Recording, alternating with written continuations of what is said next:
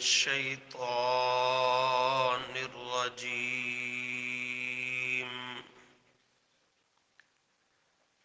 بسم الله الرحمن الرحيم.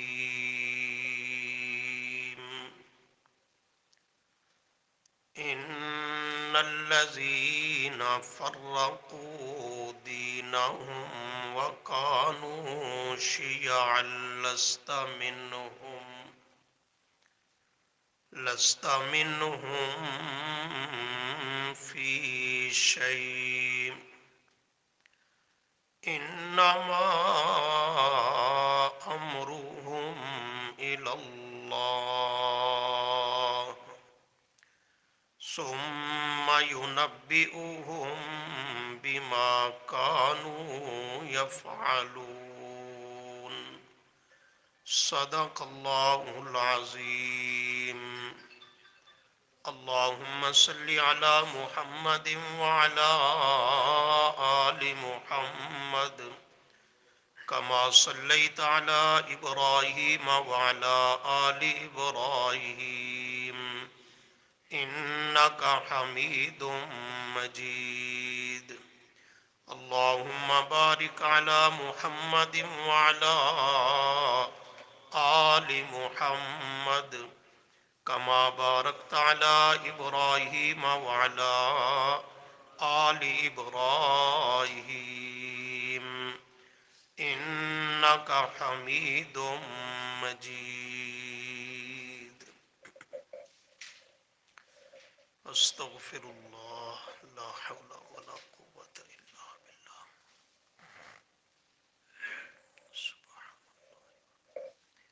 سبحان اللہ العظیم.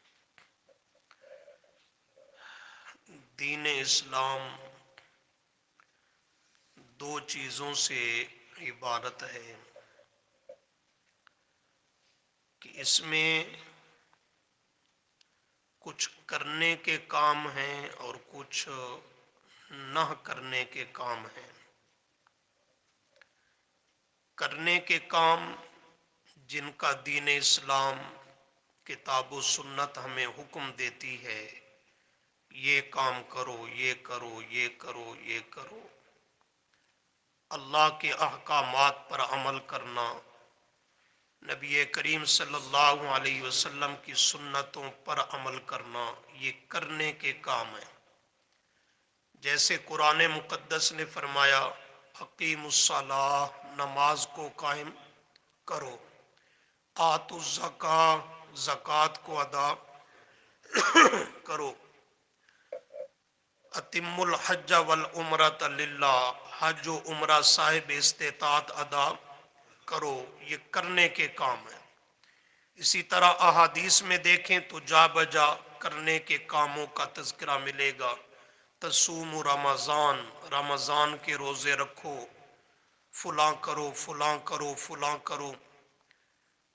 اور قرآن و سنت میں دوسرا پہلو بھی ہے کہ فلاں نہ کرو، فلاں نہ کرو، فلاں نہ کرو.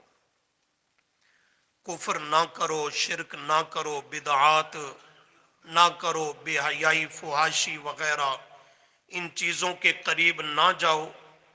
تو شریعت میں، دین اسلام میں کچھ کام کرنے کے ہیں اور کچھ نہ کرنے کے ہیں. حکم بھی یہی دیا کہ تأمرون بالمعروف وتنہون عن المنکر، معروف کا حکم دو اور منکر سے منع کرو. کہ معروف وہ کرنے کے کام ہیں اور منکر نہ کرنے کے کام ہیں، ان کے کرنے سے لوگوں کو منع کرو. لیکن عام طور پہ ہم اپنے معاشرہ میں عملی زندگی کو دیکھتے ہیں تو دین صرف کرنے کے کاموں کو سمجھا جاتا ہے. اللہ کی رضا کا موجب صرف کرنے کے کاموں کو ٹھہرایا جاتا ہے. اللہ کی عبادت صرف کرنے کے کاموں کا نام رکھ دیا گیا ہے. کرنے کے کام بھی ضروری ہیں، لیکن اس کے ساتھ ساتھ دوسرے رخ کو بھی نظر انداز نہیں کرنا چاہیے کہ جن چیزوں سے دین اسلام نے ہمیں منع کیا ان کا نہ کرنا یہ بھی اللہ کی رضا کے حصول کا ذریعہ ہے، ان سے بچ بچ کر زندگی بسر کرنا یہ بھی ایک بہت بڑی عبادت اور اللہ کی اطاعت ہے، ان کے قریب نہ جانا یہ بھی انسان کے لیے باعث اجر ہے، جیسے دین کے کام جن کے کرنے کا حکم دیا ان کا کرنا انسان کے لیے باعث اجر ہے، اسی طرح جن کاموں سے روک دیا گیا، منع کیا، ان کے نہ کرنے کا ہمیں آرڈر ہے، ان کے قریب نہ جانا، ان کا ارتکاب نہ کرنا یہ بھی اللہ کی اطاعت ہے، یہ بھی اس کی عبادت ہے، اور یہ بھی اللہ کے ہاں انسان کے لیے باعث اجر ہے۔ بلکہ اس پر غور کیا جائے تو بعض مقامات ایسے بھی ملتے ہیں جہاں کرنے کے کاموں پر انسان کے اوپر اللہ کی رحمت اتنی نہیں آتی جتنا نہ کرنے کے معاملے میں انسان جب بچ جاتا ہے، اس منع کیے ہوئے فعل سے یہ رک جاتا ہے، باز آ جاتا ہے، تو وہاں اللہ کی رحمت اس پر زیادہ برستی ہے، اللہ کی رضا اور اس کی خوشنودی زیادہ اسے حاصل ہوتی ہے، لیکن ہم اس رخ کو بالکل نظر انداز کیے ہوئے ہیں۔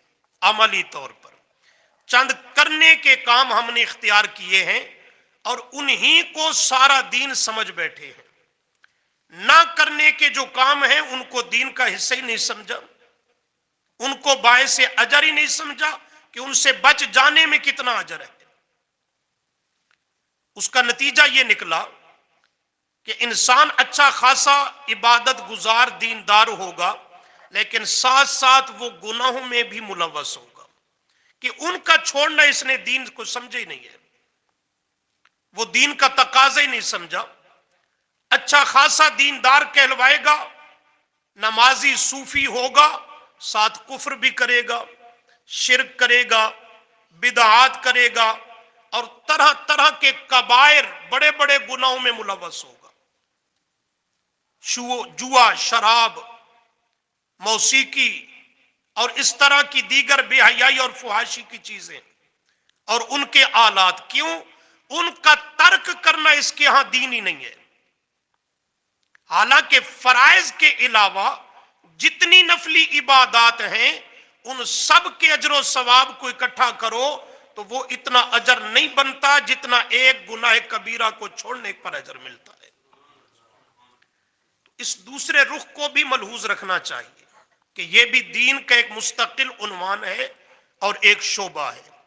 تو ہمارا سبق اسی سے متعلق چل رہا ہے کہ جہاں سنت پر عمل کرنا لازم ہے تو سنت پر عمل کرنا بھی تب انسان کے لیے باعث اجر ہوگا کہ یہ بدعت سے بچے گا۔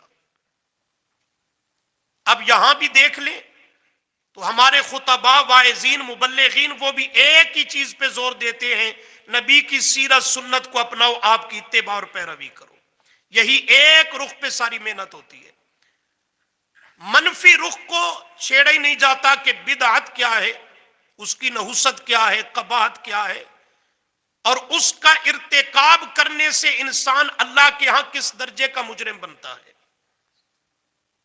اور بدعت کو چھوڑ دینے پر اجر کتنا ہے، اس سے توبہ تائب ہو جانے پر اجر کتنا ہے۔ لیکن نہیں، ایک ہی رخ پہ بات چلتی ہے ہمارے معاشرہ میں، کیا عوام اور کیا خواص، سنت کی اہمیت، عظمت، اس کی اتباع، پیروی اچھی باتیں ہونی چاہیے، لیکن تب تک یہ عنوان ہی ادھورا ہے جب تک بدعت کی پہچان اور اس کی حقیقت کو نہ واضح کیا جائے۔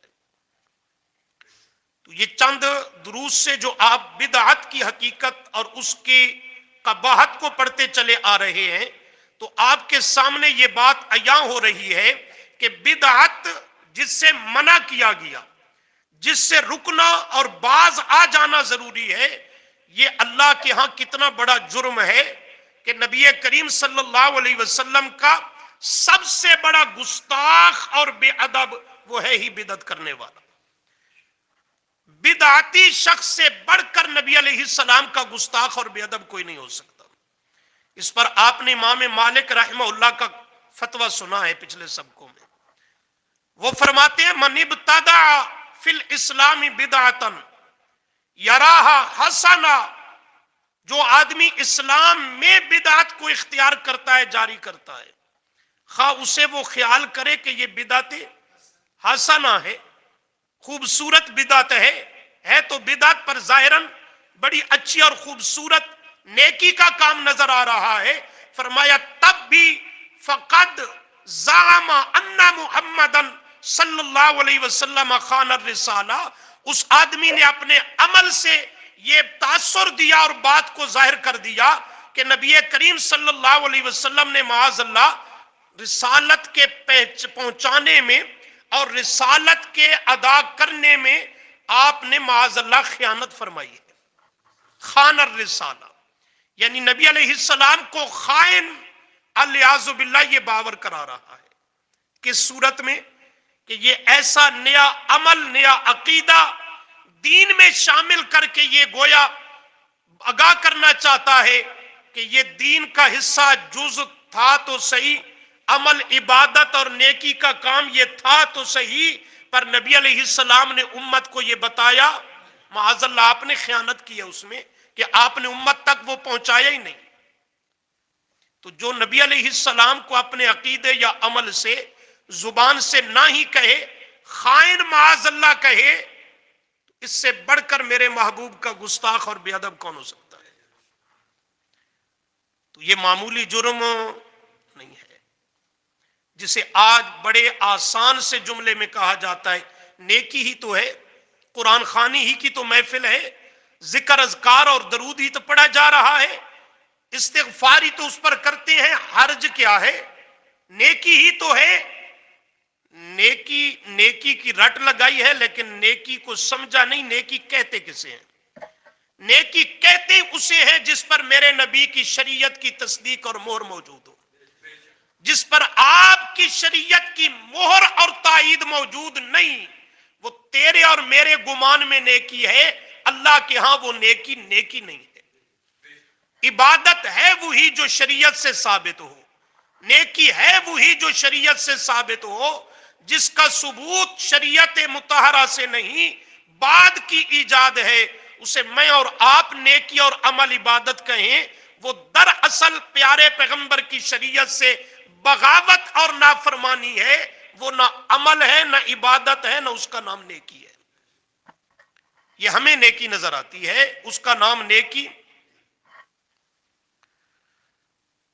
یہ ابھی آپ نے 4 رکعات نماز فرض عشاء کی ادا کی ہے. کتنی رکعتیں پڑھی ہیں فرض کی؟ اگر 8 پڑھ لیتے تو اگلی 4 رکعتوں میں ہم نے کیا پڑھنا تھا؟ یہی قرآن پاک، سورہ فاتحہ، دیگر مقدس کلمات، تسبیحات.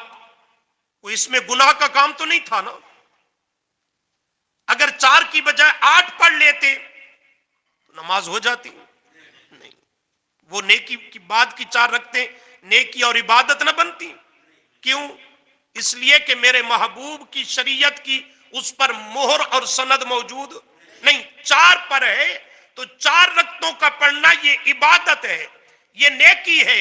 4 کی بجائے کوئی 5 6 8 پڑھ لے تو وہ دیکھنے میں تو نیک کام ہے، خوبصورت کلمات اس میں پڑھ رہا ہے، سورہ فاتحہ پڑھ رہا ہے، لیکن وہ نیکی اور عبادت نہیں، وہ شریعت سے بغاوت ہے. وہ شریعت سے بغاوت ہے. دوسری رکعت میں آپ 3 یا 4 رکعتوں والی کوئی بھی نماز ہو تو عبدہ و رسولو تشہد پڑھ کر یہ کھڑے ہو جاتے ہیں تیسری رکعت کے لیے.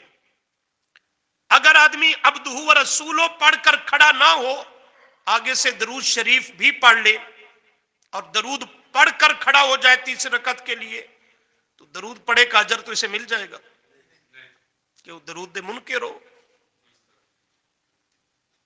یہی کہا جاتا ہے نا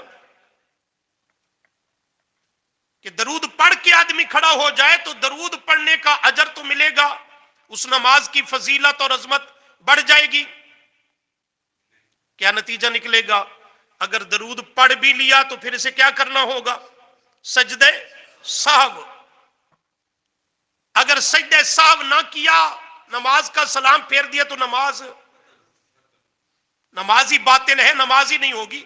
واجب الادا ہے، کون سا جرم کر کے آیا؟ درود ہی تو پڑھا ہے۔ درود پڑھنا نیکی ہے نا بھائی، عمل ہے، عبادت ہے۔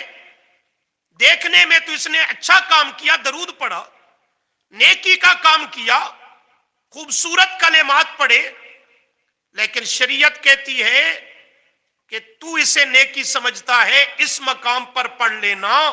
شریعت یہ کہتی ہے کہ نیکی تب بنے گی کہ اس پر میرے محبوب کی شریعت کی تصدیق موجود ہو، ثبوت موجود ہو۔ شریعت کہتی ہے عبدہ و رسولو کر کے تیسری رکعت کے لیے کھڑا ہو جا، اگر غلطی سے بھول کر پڑھ گیا سجدہ سہو کرنا ضروری ہے، سجدہ سہو نہیں کیا نماز باطل ہے۔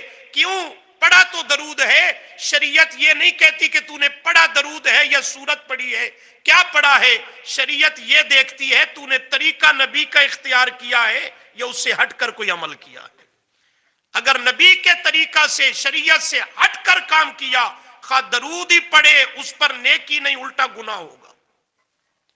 شریعت سے ہٹ کر درود بھی پڑھے تو اس پر بھی الٹا گناہ ہے، وہ نیکی نہیں ہے۔ تو یہ ہمارے ذہن میں، ہمارے خیال اور گمان میں نیکی ہے، شریعت اسے نیکی نہیں، اسے بدعت کہتی ہے۔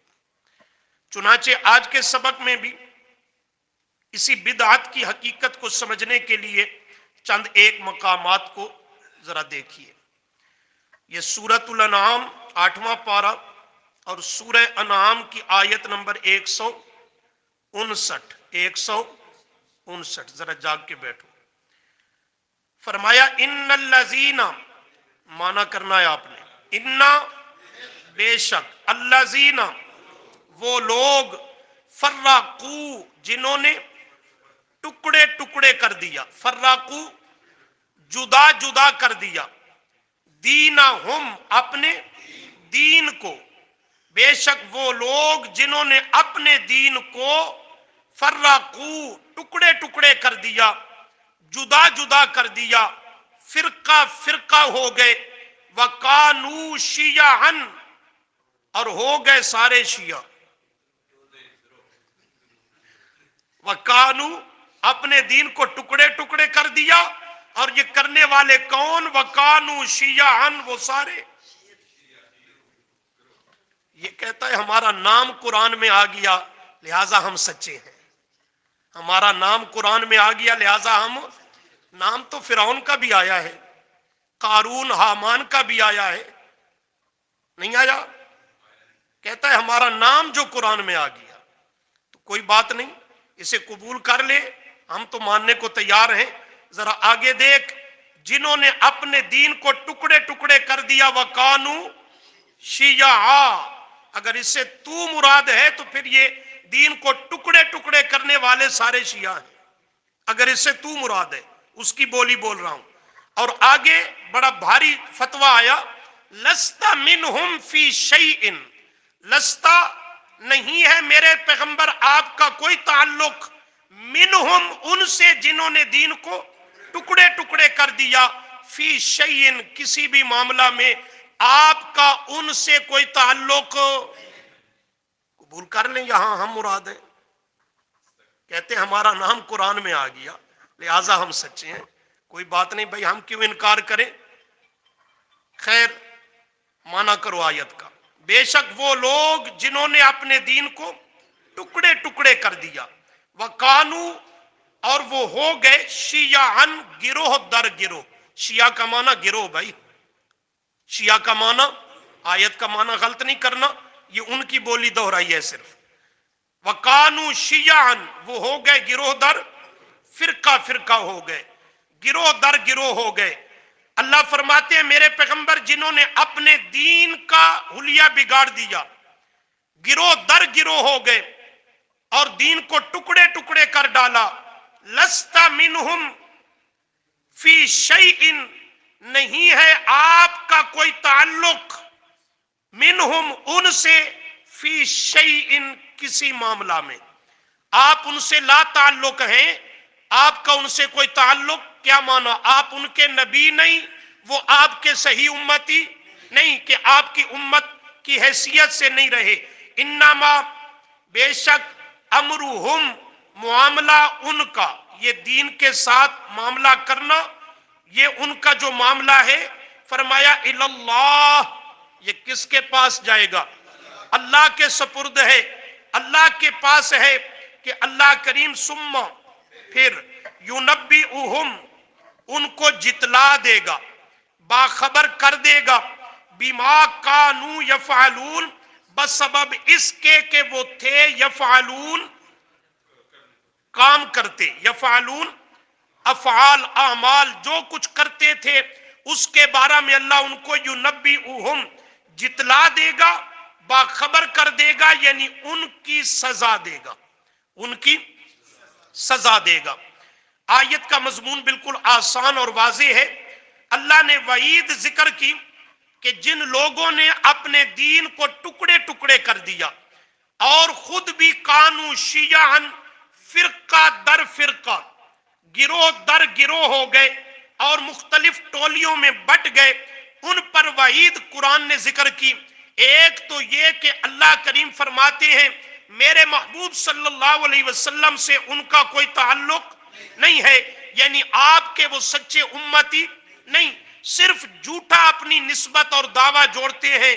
اور دوسرا فرمایا یہ کرتے رہے جو کچھ کریں، میں اللہ کریم کے سپرد ہے معاملہ ان کا، یہ کیس میری عدالت میں ہے، لہذا ثم ینبئہم بما کانوا یفعلون، ہم اس کو آگاہ کر دیں گے، جتلا دیں گے، یعنی ان کی سزا دیں گے جو وہ کرتوت کیا کرتے تھے.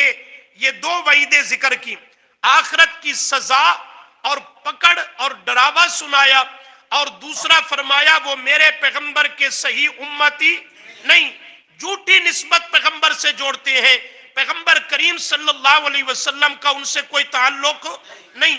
اب بات یہ سمجھنی ہے کہ یہ لوگ کون ہیں جنہوں نے دین کے ٹکڑے ٹکڑے کر دیے اور گروہ در گروہ ہو گئے، یہ بات سمجھنی ہے. باقی آیت واضح ہے، اس پر ہم اپنی طرف سے کچھ کہنے کے عادی نہیں ہیں. اس پر ہے پیارے پیغمبر صلی اللہ علیہ وسلم کا صحابی حضرت ابو ہریرہ رضی اللہ تعالی عنہ، اور تفسیر ابن جریر میں وہ اس آیت پر فرماتے ہیں کہ یہ کون لوگ ہیں جنہوں نے اپنے دین کو ٹکڑے ٹکڑے کر دیا، مختلف راہیں انہوں نے اس سے نکال لی. فرماتے ہیں ہم اہل البدع، ہم اہل البدع من هذه الامہ، اسی امت کے اہل بدعت مراد ہیں. انہوں نے مختلف بدعات جاری کر کے معاشرے کے اندر عملی طور پہ اختیار کر کے دین محمدی کا انہوں نے نقشہ بدل دیا، حلیہ بگاڑ دیا کہ سنت کا نشان معاشرے میں نظر نہیں آتا، جدھر دیکھو بدعات ہی بدعات ہیں. فوتگی کا موقع ہے تب بدعات پہ معاشرہ ہے، خوشی کا موقع ہے تب بدعات پہ ہے. بعض مخصوص مہینے اور ایام آتے ہیں، محرم کا مہینہ ہے، ربیع الاول کے ایام ہیں، اسی طرح رجب کے بعض ایام ہیں، تو سب معاشرے میں بدعات ہی بدعات نظر آتی ہیں. تو ہر ایک نے الگ الگ جدا جدا بدعتیں اختیار کی ہیں. حضرت ابو ہریرہ رضی اللہ تعالی عنہ فرماتے ہیں یہ لوگ کہ جنہوں نے دین کو ٹکڑے ٹکڑے کر دیا، اس سے مراد ہم اہل البدع، یہ اہل بدعت بدعات کرنے والے لوگ مراد ہیں. انہوں نے پیارے پیغمبر کے دین کو کیا کر دیا؟ ٹکڑے ٹکڑے کر دیا. من هذه الامہ، اسی امت کے اہل بدعت مراد ہیں کہ انہوں نے پیارے پیغمبر کو اصلی نقشے اور شکل پہ باقی نہیں رہنے دیا، عملی طور پر انہوں نے بدعات کو اختیار کر کے دین کو انہوں نے ٹکڑے ٹکڑے کر دیا ہے. یہ کون کہہ رہا ہے؟ حضرت ابو ہریرہ رضی اللہ تعالی عنہ. تفسیر ابن جریر میں یہ بات موجود ہے، اور پیارے پیغمبر کا صحابی ہے، اس نے یہ اس آیت کا مطلب کس سے سمجھا ہوگا؟ خود نبی کریم صلی اللہ علیہ وسلم سے. اور جلیل القدر تابعی ہے حضرت مجاہد رحمہ اللہ، کل بھی اس کا تذکرہ ہمارے سبق میں گزرا. حضرت عبداللہ بن عمر کا شاگرد ہے، صحابی کا شاگرد تابعی ہے، وہ بھی یہی فرماتا ہے تفسیر ابن جریر وغیرہ میں کہ اس سے مراد اہل بدعت ہیں، وہ اللہ کے محبوب کے دین پر نہیں رہے، مختلف بدعات اختیار کر کے انہوں نے اپنے مرضی کے راستے اپنائے اور دین کو یہ انہوں نے جدا جدا کر دیا۔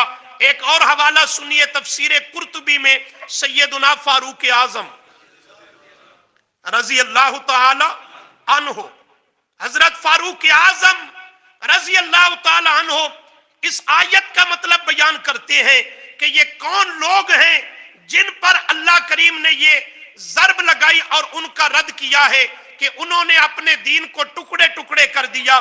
فرماتے ہیں انما ہم، اس سے وہی مراد ہے کون؟ اصحاب اہل البدع، اہل بدعت مراد ہے، من ہذہ الامتی، اسی امت کے، کسی اور امت کی بات، اسی امت کے امتی کہلوا کر جو بدعات کرنے والے ہیں، اصحاب البدع وہی اہل بدعت اس سے مراد ہیں۔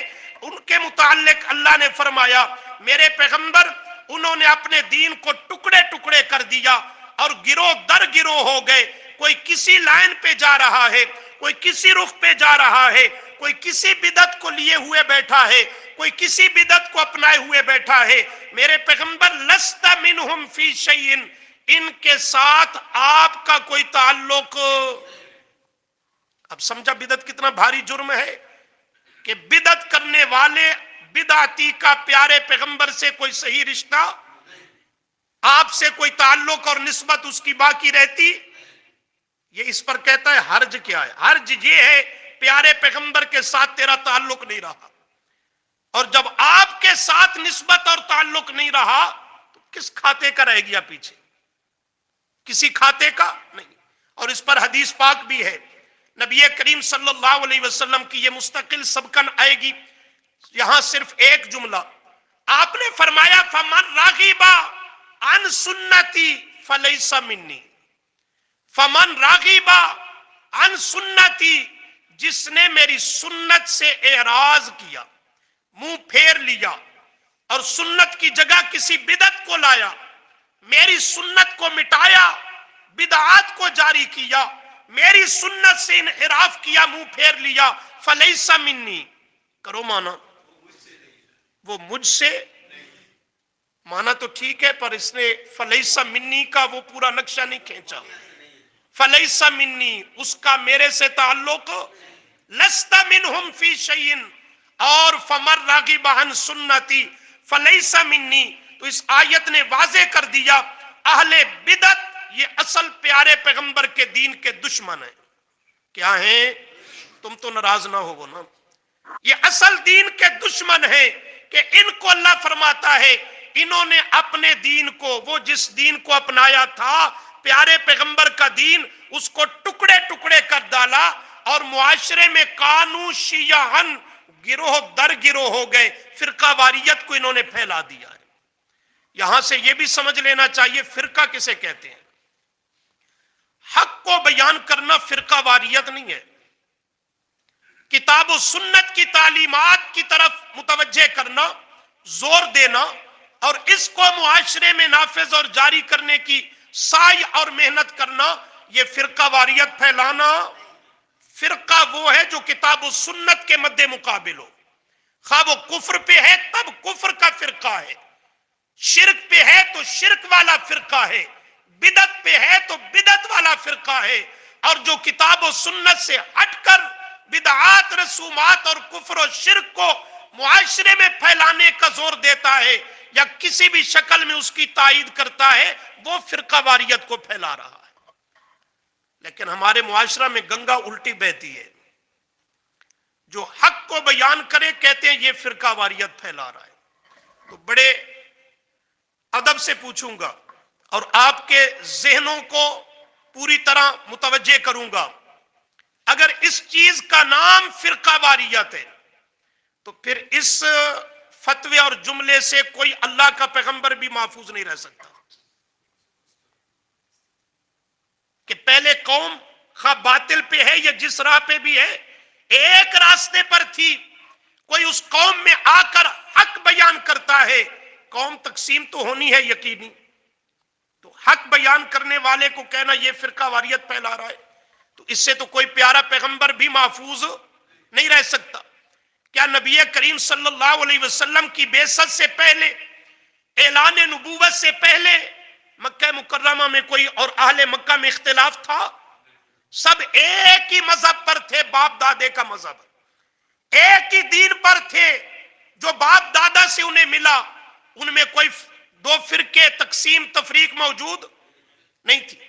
آپ صلی اللہ علیہ وسلم نے آ کر کوہ صفا سے حق کا اعلان کیا، قولوا لا الہ الا اللہ تفلحوا، قوم دو حصوں میں کیا ہو گئی؟ بولو، بٹ گئی، ایک ماننے والے، دوسرے۔ تو پہلے قوم ایک ڈگر پہ تھی، پیارے پیغمبر کے اعلان نبوت مشن کو پیش کرنے کے بعد قوم تقسیم ہوئی ہے کہ نہیں؟ دو فرقوں میں، دو گروہوں میں۔ تو معاذ اللہ کیا کہا جائے گا؟ نبی علیہ السلام نے فرقہ واریت پھیلا دی۔ آج لوگ سوچتے نہیں کہ ہماری اس بات کی زد کہاں کہاں جا کے پڑے گی اور اس کی زد میں کون کون آئے گا، یوں جملہ کہہ دیتے ہیں۔ اگر یہ مفہوم ہے فرقہ واریت کا تو پھر اس سے آمنہ کے لال صلی اللہ علیہ وسلم بھی محفوظ نہیں رہ سکتے۔ ہر پیغمبر کا یہی معاملہ ہے کہ پیغمبر کے آ کر مسئلہ بیان کرنے سے پہلے قوم میں کوئی تقسیم تفریق نہیں تھی۔ قرآن نے ذکر کیا حضرت صالح کا، وَلَقَدْ أَرْسَلْنَا إِلَىٰ ثَمُودَ أَخَاهُمْ صَالِحًا، حضرت صالح قوم سمود کی طرف تشریف لائے، ایک ہی جملہ کہا، أَنِ اعْبُدُوا اللَّهَ، عبادت کرو خالص کس کی؟ فَإِذَا هُمْ فَرِيقَانِ، تو قوم دو فرقوں میں، دو حصوں میں تقسیم ہو گئی۔ اور فَإِذَا هُمْ فَرِيقَانِ يَخْتَصِمُونَ، صرف دو گروہوں میں تقسیم نہیں ہوئی، آپس میں دست و گریباں بھی ہونے لگے، جھگڑنے لگے۔ کیا کہا جائے گا معاذ اللہ؟ حضرت صالح پیغمبر نے آ کر فرقہ واریت پھیلائی۔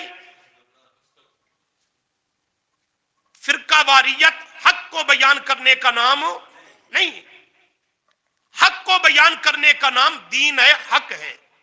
جو اس حق کے مد مقابل آتا ہے اسے قبول کرنے کے لیے تیار نہیں ہوتا، فرقہ بھی وہی ہے، اور اپنی انا اور ضد پہ ڈٹ کر اپنے باطل نظریات کا پرچار کرنے والا فرقہ واریت وہی پھیلا رہا ہے۔ حق کو بیان کرنا فرقہ نہیں، حق قبول کرنا بھی فرقہ نہیں ہے۔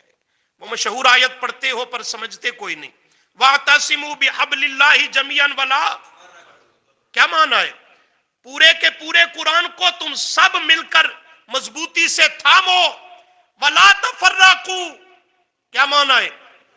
اور قرآن سے فرقت، علیحدگی، جدائی، قرآن سے علیحدہ اور جدا نہ ہو جاؤ، قرآن سے پھوٹ نہ جاؤ، جدا نہ ہو جاؤ، علیحدہ نہ ہو جاؤ، سب قرآن کو مضبوطی سے تھامو۔ اگر قرآن سے الگ ہو جاؤ گے یا جو ہوتا چلا جائے گا وہی فرقہ بنتا جائے گا۔ تو قرآن کو مضبوطی سے تھامنا یہ فرقہ واریت نہیں ہے، قرآن کو اس کے مد مقابل آنا اور اس کو مضبوطی سے نہ تھامنا، کسی اور کتابوں کو بغل میں اٹھا کے لیے پھرنا، یہ فرقہ واریت ہے، یہ فرقہ واریت ہے۔ تو یہاں فرمایا اہل بدعت وہ اپنے دین کو ٹکڑے ٹکڑے کرنے والے ہیں، وہ دین کے اندر تفرقہ ڈالنے والے ہیں، اور پیارے پیغمبر کا ان سے کوئی تعلق نہیں ہے، اور ان کا معاملہ اللہ کے پاس ہے، اللہ قیامت کے دن اس کی انہیں سزا دے گا۔ اس پر حدیث بھی آپ کو ذکر کر دی، فَمَن رَغِبَ عَن سُنَّتِي فَلَيْسَ مِنِّي، 21واں پارہ، صفحہ 650،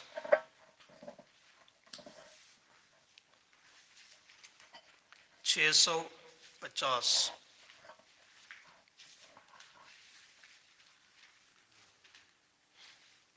آیت نمبر سورۃ الروم کی 31 اور 32، صفحے کی تیسری سطر دیکھیے جی۔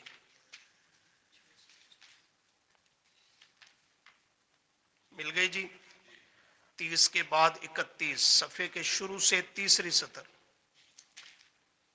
فرمایا منیبین الیہ واتقوہ واقیموا الصلاۃ ولا تکونوا، یہاں سے ہمارے سبق کا جملہ ہے، ولا تکونوا، اور نہ تم ہو جاؤ، من المشرکین، شرک کرنے والوں سے، شرک کرنے والوں سے نہ ہو جاؤ۔ کون ہے شرک کرنے والے؟ فرمایا من الذین، یعنی وہ لوگ، یہ لا تکونوا من المشرکین کا تعلق اگلی آیت سے، من الذین ولا تکونوا من المشرکین، اور تم مشرکوں شرک کرنے والوں میں سے نہ ہو جاؤ۔ سوال پیدا ہوا یہ شرک کرنے والے کون ہیں؟ فرمایا من الذین، یعنی وہ لوگ، ان لوگوں میں سے نہ ہو جاؤ، فرقوا دینہم، اسی طرح ہے یہ آیت بھی، جنہوں نے اپنے دین کو کیا کر دیا؟ بولو، ٹکڑے ٹکڑے کر دیا۔ وَقَانُوا شِيَعًا، اور وہ ہو گئے گروہ در گروہ، کلو حزب، حزب کا معنی گروہ، کلو حزب ہر گروہ، وہ جو گروہ در گروہ ہوئے، دین کے ٹکڑے ٹکڑے کر دیے، ساتھ خود بھی ٹکڑے ٹکڑے ہو گئے مذہبی اعتبار سے، تو کلو حزب ہر گروہ، کلو حزب ہر گروہ، بما لدیہم، اس پر جو اس کے پاس ہے وہ دین کا حلیہ اور نقشہ، فرحون، اس پر خوش ہے، فرحون اس پر اتراتا ہے، خوش ہے، میں حق پر ہوں، میں جنت کی راہ پر ہوں، میں ٹھیک ہوں، کرتا بدعات کفر و شرک ہے لیکن اس پر مطمئن ہے، فرحون بڑا خوش ہے، اس پر پشیمان نہیں ہے۔ کلو حزب ہو گئے گروہ در گروہ، اور کلو حزب ہر ان کا گروہ، بما لدیہم، اس دین کے حلیے نقشے اور صورت پر جو اس کے پاس موجود ہے، فرحون، اس پر وہ کیا ہے؟ خوش ہے۔ تو یہاں بھی فرمایا دین کو ٹکڑے ٹکڑے کرنے والے من المشرکین، وہ مشرکین میں سے ہیں، اور اس پر تفسیر معالم التنزیل، اس میں جملہ ذکر کیا، مشرکین بھی اس سے مراد ہیں، انہوں نے بھی اپنے دین کو ٹکڑے ٹکڑے کر دیا، کوئی کسی قبر مزار پہ جھکا، کوئی کسی دربار مزار پہ جا کے سجدہ ریزیاں کرنے لگا، کوئی گھوڑے تازیے تابوت کے سامنے جا کے اس کی پوجا کرنے لگا، اور مشرکین کے ساتھ ساتھ فرماتے ہیں المراد انہم اہل البدع، اس سے اہل بدعت بھی اسی درجہ اور اسی کیفیت کے مراد ہیں کہ انہوں نے بھی اپنے دین، یعنی پیارے پیغمبر کے دین کو، جس کو اپنانے کا اور اختیار کرنے کا دعویٰ کیا، اس کو فرقو، انہوں نے کیا کر دیا؟ کیا کر دیا؟ ٹکڑوں میں تقسیم کر دیا۔ وَقَانُوا شِيَعًا، اور خود بھی کیا ہو گئے؟ گروہ در گروہ ہو گئے۔ تو یہ اہل بدعت پر بھی رد ہے۔ نامہ پارہ سورۃ الاعراف،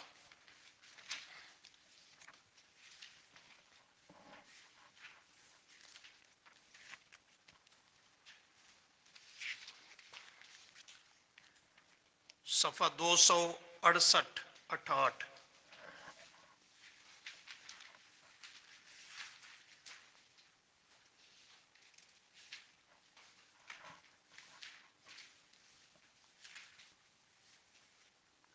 مل گیا جی صفحہ؟ رکوع سے دیکھیے صفحے کے آخر سے تیسری سطر، سورۃ الاعراف کی آیت 152۔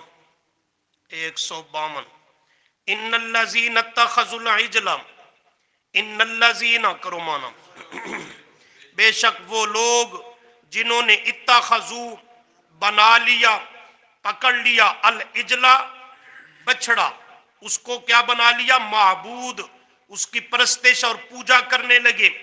یہودیوں کا ذکر ہے، اس کی پرستش اور پوجا کرنے لگے۔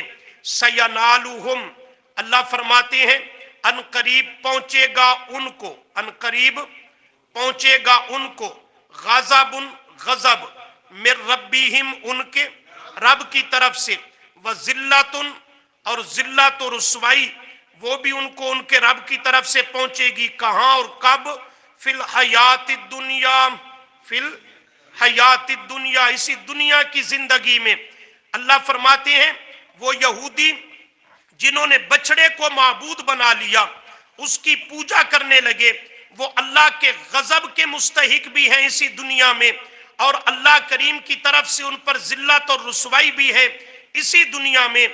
یہ جملہ بیان کرنے کے بعد ایک قانون اور اصول قرآن نے ذکر کیا، فرمایا صرف یہی یہودی نہیں جنہوں نے بچڑے کو معبود بنایا، بلکہ وَكَذَلِكَ اور اسی طرح، وَكَذَلِكَ اور اسی طرح نجزی ہم جزا یعنی بدلہ سزا دیتے ہیں المفترین افترا کرنے والوں کو۔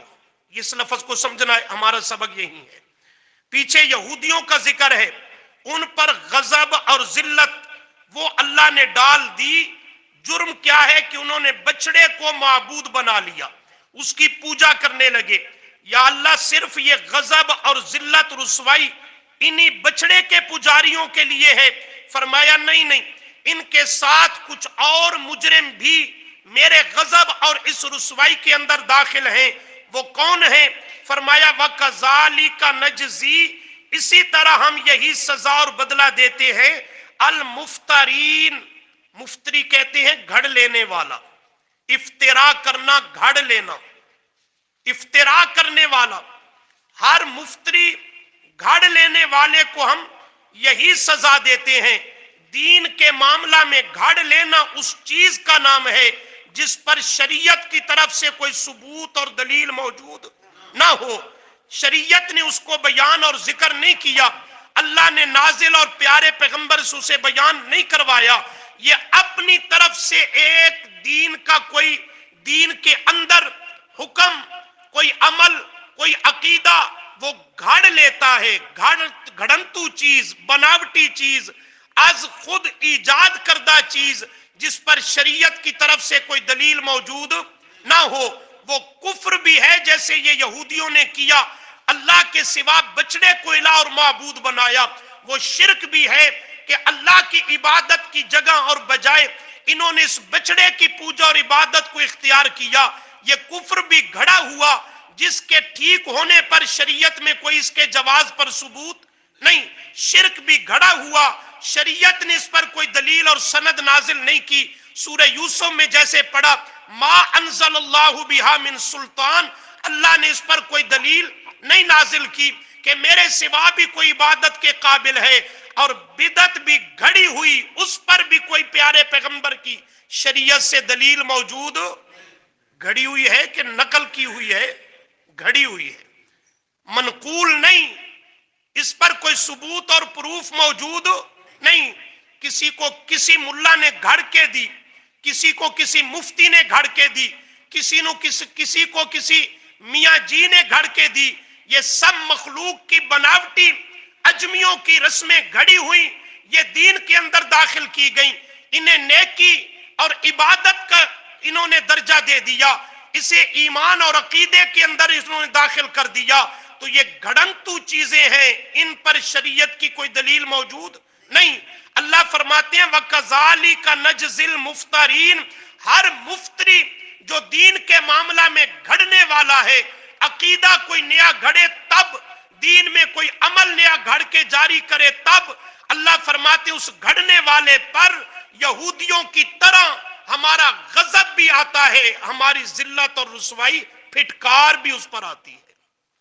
اور یہ صرف بات میری زبان کی نہیں، تفسیر معالم التنزیل میں بہت بڑے محدث اور مفسر حضرت سفیان بن عیینہ رحمت اللہ تعالی علیہ وہ فرماتے ہیں کہ اس المفترین میں اہل بدعت بھی داخل ہیں، اور ان پر بھی ان کی زندگی میں یہی عذاب اللہ نے مسلط کیا ہے جو یہودیوں پر کیا، کہ ان پہ رب کا غضب بھی ہے اور رب کی طرف سے ذلت اور رسوائی بھی ہے۔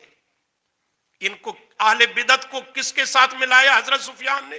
یہودیوں کے ساتھ، کہ یہودی بھی چیزیں گھڑا کرتے تھے ایمان کے معاملہ میں، عقائد کے معاملہ میں، دین کے معاملہ میں، اور اہل بدعت اس کا بھی گھڑی ہوئی چیزوں پر گزارا ہے۔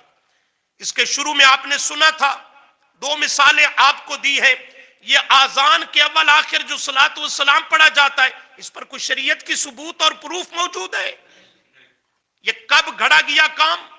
781 ہجری میں۔ یہ آپ کو تمہیداً ابتدائی سبقوں میں عرض کر چکا ہوں۔ یہ آزان کے اول آخر جو صلاۃ السلام پڑھتا ہے، ایک تو یہ الفاظ من گھڑاتے ہیں، یہ کسی صحیح حدیث سے صحیح سند سے ثابت نہیں ہے، ایک نمبر دو، اس کو گھڑا آزان کے اول آخر پڑھنے کا یہ معاملہ جاری اور ایجاد کیا کب؟ 781 ہجری، 781 ہجری میں اس کو گھڑا۔ تو یہ گھڑنتو چیز ہے، یہ شریعت اور دین نہیں ہے۔ اسی طرح یہ مروجہ جشن عید میلاد النبی ربیع الاول کے ایام میں جس پہ زور و شور ہوتا ہے، یہ 604 ہجری میں بدعت گھڑی گئی۔ اب دیکھیں، یہ دین ان کا آ رہا ہے، کسی کی عمر اور بنیاد وہ ہے 781 ہجری اور کسی کی 604 ہجری۔ اس کا ثبوت نہ قرآن سے ہے، نہ صاحب قرآن پیارے پیغمبر سے ہے، نہ صحابہ سے ہے، نہ تابعین سے ہے، نہ فقہائے اربعہ سے ہے۔ یہ بعد کی گھڑی ہوئی چیزیں، ان کو گھڑنے والے یہی ہیں المفترین، یہی مفتری ہیں۔ یہی کون ہے؟ افترا، گھڑنا، مفتری گھڑنے والا، یہی گھڑنے والے ہیں۔ تو یہ گھڑی ہوئی چیزیں ہیں بدعات، ان پر شریعت کا کوئی ثبوت موجود نہیں۔ تو ان کے لیے بھی قرآن بتلاتا ہے سزا اور جرم یہی ہے، وَكَذَلِكَ نَجْزِي الْمُفْتَرِينَ۔ ایک آیت دیکھیں گے جی، ہے نا توجہ، 18واں پارہ سورۃ النور،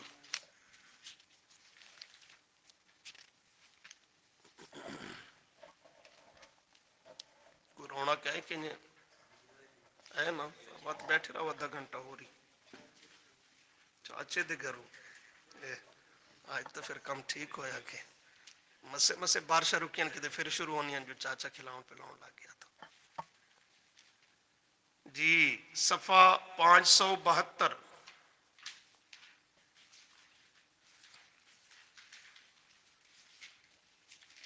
572، 18واں پارہ سورۃ النور، آیت نمبر 63،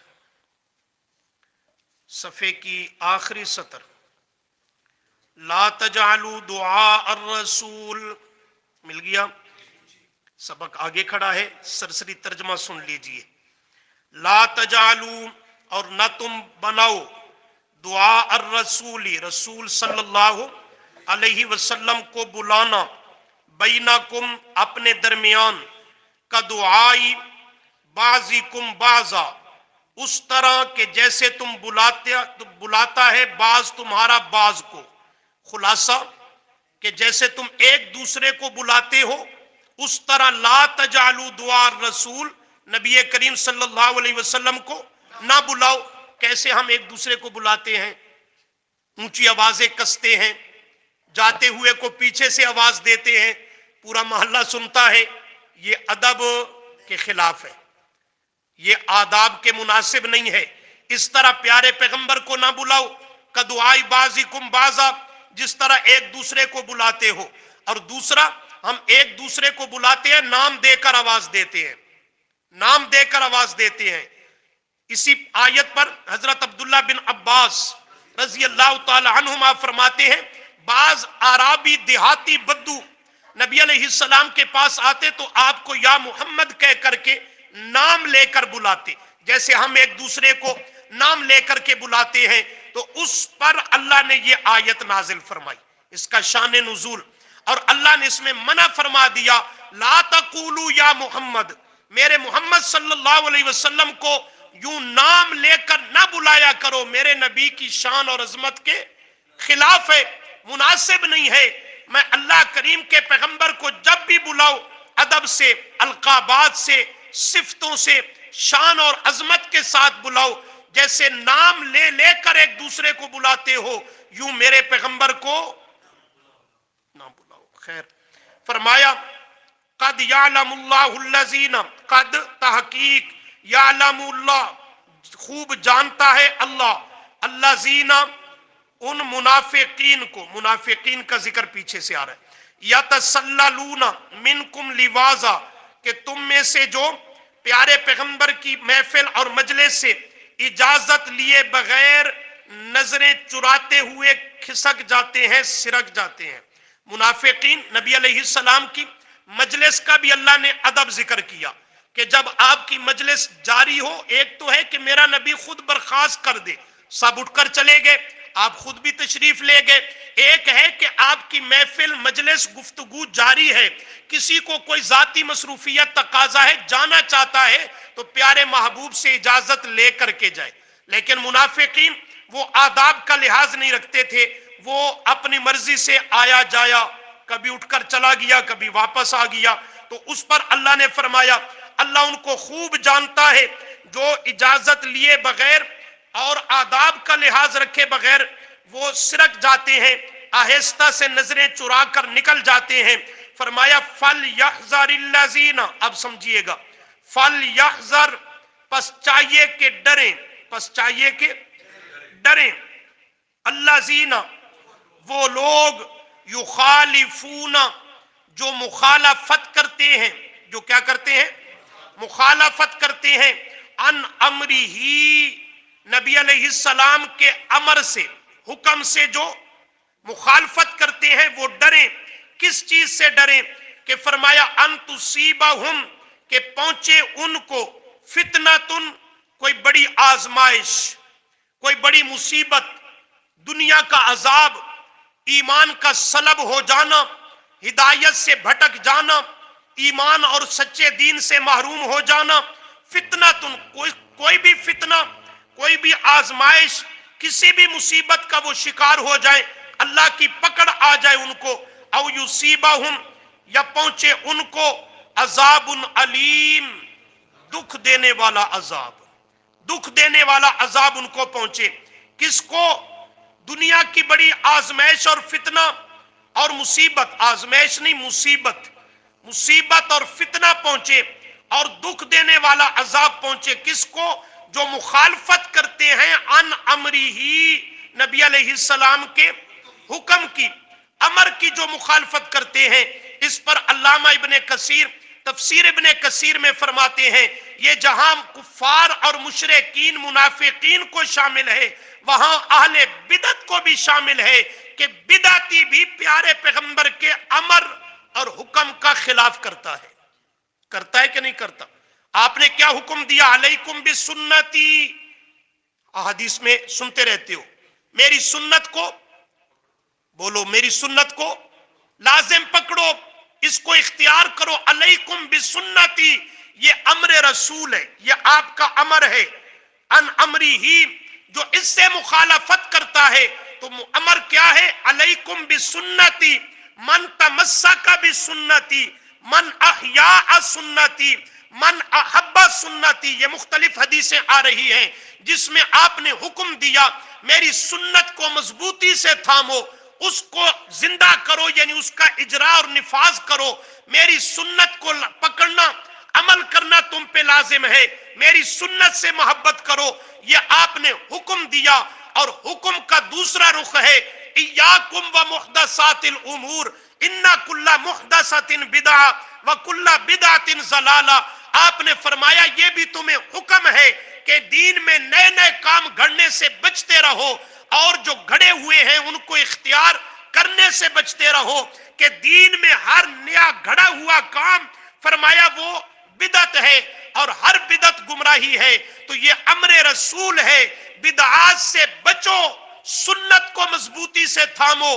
جو اس کی مخالفت کرتا ہے کہ سنتوں کو ترک کرتا ہے، نظر انداز کرتا ہے اور بدعات کو اختیار کرتا ہے، یہ امر رسول کی مخالفت کر رہا ہے۔ کر رہا ہے کہ نہیں کر رہا؟ اسے فرمایا ان تصیبہم فتنۃ، ڈرنا چاہیے اس اہل بدعت کو کہ اللہ کریم کی طرف سے کوئی بڑی مصیبت، فتنے کا شکار نہ ہو جائے، اور او یصیبہم عذاب علیم، یا المناک دکھ دینے والے عذاب سے اسے دو چار نہ کر دیا جائے۔ اس لیے بدعات اختیار کرنے والا بدعت کو معمولی نہ سمجھے، یہ اللہ کے عذاب کا موجب ہے، اور قیامت کے دن دردناک عذاب سے اسے دو چار ہونا ہوگا۔ تو جہاں کفر و شرک کرنے والا امر رسول کا مخالف ہے، وہاں بدعت کرنے والا بھی پیارے پیغمبر کے امر اور حکم کا مخالف ہے۔ امر اور حکم سمجھایا ہے کہ نہیں آیا؟ آپ نے کیا حکم دیا؟ بدعات سے بچو اور سنت کو اختیار کرو. جو بدعات سے نہیں بچ رہا، یہ قل تیجا ساتا 40واں وغیرہ وغیرہ، یہ پیارے پیغمبر کے امر کی مخالفت نہیں کر رہا. تو یہی ہے ان تصیبہم فتنۃ او یصیبہم عذاب علیم. اللہ دین حق کی صحیح سمجھ نصیب فرمائے.